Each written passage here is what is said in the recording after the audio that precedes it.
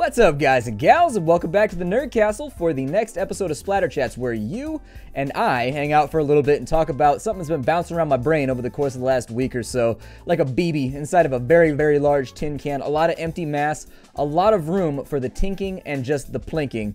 And so this week we're going to be talking about, as you no doubt saw, we're going to be talking about whether or not it's too late for Half-Life 3. Do people care anymore? Is it even something that we want to see? Now, I don't have to be the first one to tell you that I was a big fan as a kid of Half-Life 1. It was one of those gameplay experiences where I still, to this day, remember the frustration of trying to get into that big reactor room with the claw that would just like ging, ging, ging, and like mush the shit out of you when you tried to go into the room. I remember trying to work that out and just trying to finish that part and really struggling with certain aspects of the game. And so Half-Life 1, I liked a lot. Half-Life 2, I actually didn't get to play until it was in retrospective, which is actually, it puts me in a very, very interesting position when it comes to talking about the game, because I don't really have the sentimental attachment to Half-Life 2 that a lot of people do. It's kind of a funny story, but I was talking to not really funny, I suppose, but anyways, it's telling. I talked to a friend the other day, and we were talking about Half-Life 2, and he said something along the lines of the fact that, like, he didn't actually like Half-Life 2 that much. He felt like it was outdated, and I said, well, yeah, when did you play the game? And he was like, oh, I played it over the course of the last couple months. And I was like, oh, well, there you go. Absolutely, it's going to feel outdated at this point because the game came out in 2004, and I think episode 2 released in 2007. And so it's been a long, long time since the game came out. And if you're playing it in modernity, in lieu of the fact that so many games nowadays have borrowed from Half-Life 2, they've taken those ideas and they've taken very, very derivative chunks of Half-Life 2 and incorporated them into their games and then refined and polished and made those mechanics a little bit more accessible.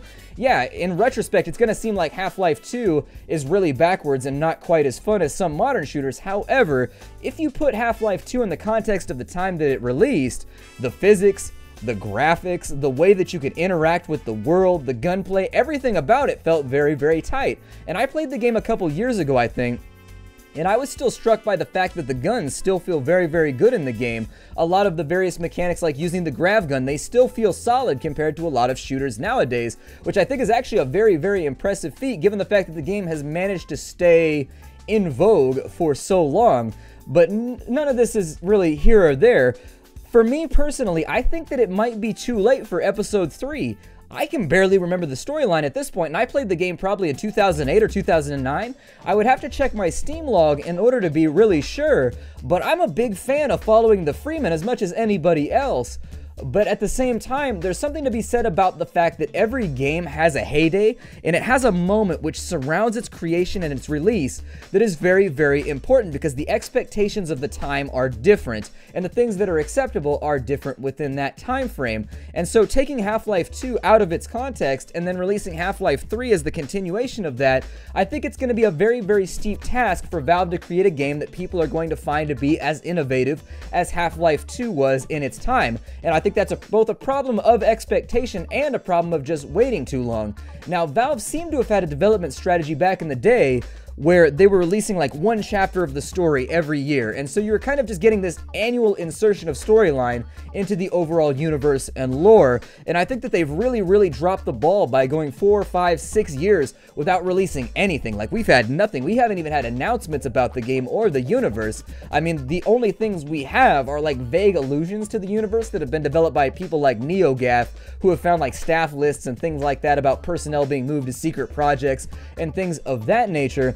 But by and large, with no announcement, there's no way to really know what Half-Life 3 entails. And had the game released on the coattails of 2007, so for example, let's assume for a moment, let's do a thought experiment and think what it would have been like if the game had released in 2008 or 2009 as everybody had expected. Now, that means that the trilogy or the quadrology or whatever the hell you want to call it at this point of Half-Life 2 games would still be semi-current. There were minor revisions being made to the gameplay in Episode 2 and Episode 1 where you were learning to use the objects in new ways, and there was still, you know, slight innovation being done along in each game, as well as making the games more purdy each time that they came out.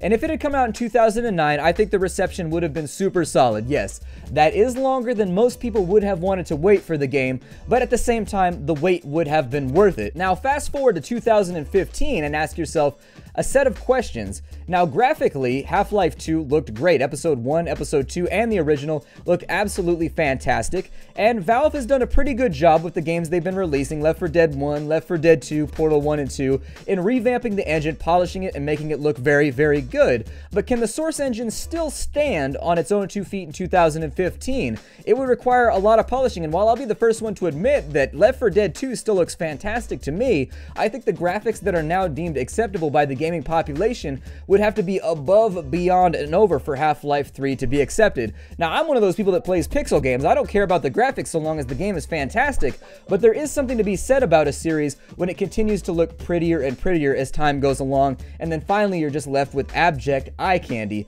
The second thing that we have to wonder about is the continuity in the storyline. If they were to release Half-Life 3 now, I would say that it would have to pick up several years after the events from Half-Life 2, Episode 2, simply to put a little bit of distance in between the controversy and the release of the new sequel. Additionally, it's very, very difficult. Like, you would have to go through and play the trilogy over again, and while I think that would probably take you around 16 to 20 hours to hit all 3 games if you were really moving, I don't really remember the storyline that well, and I played it a couple years ago. I remember the cliffhanger that it ended on at the end of Episode 2, and I definitely remember a lot of the events dealing with all the random ants with the thumpers and things like that, but at the same time, the best way they could possibly re-release the series right now is just to forget about continuity from where they left off, and just jump like a year or two into the future with things that have transpired, and maybe come back. In terms of storyline content, I think that might be one of the best things that they can do in order to stir up interest. And then finally, as far as things go with innovation and how are they going to reinvent the wheel for first-person shooters, as of right now, we're living in the world where there's been Crysis, and there's been all kinds of, random first-person shooters out there that have been absolutely fantastic, from games like Fallout to Bulletstorm. I mean, the bar has definitely moved around since 2007 as far as game development and first-person shooter creation goes. And if there was a company that could definitely put another stamp and just kind of move us into the future, it would be Valve. But at the same time, it's much easier to say that Valve can do it, and then it's a different thing to differentiate that from Valve actually doing it. And one of the things that I actually think may have kept Valve from actually releasing the game at this point is the likelihood that they're having trouble reinventing the wheel. I kind of sat down the other day and I was thinking about all the random things that have been done in first-person shooters over the last 10 years, and the field of play has changed so much over the course of a decade that the expectation that will be held to Half-Life 3 is that it's going to have to completely and totally revolutionize everything. I can promise you that will be gamers' expectations, because that's what Half-Life 2 did. It reinvented everything, and it changed the way that you thought about the first-person world. We were going from a time where, Wolfenstein and things like that were what we were moving from. Obviously, I'm jumping back a little bit further, but there was definitely kind of a dead period for first-person shooter development. We had GoldenEye, which was a major release,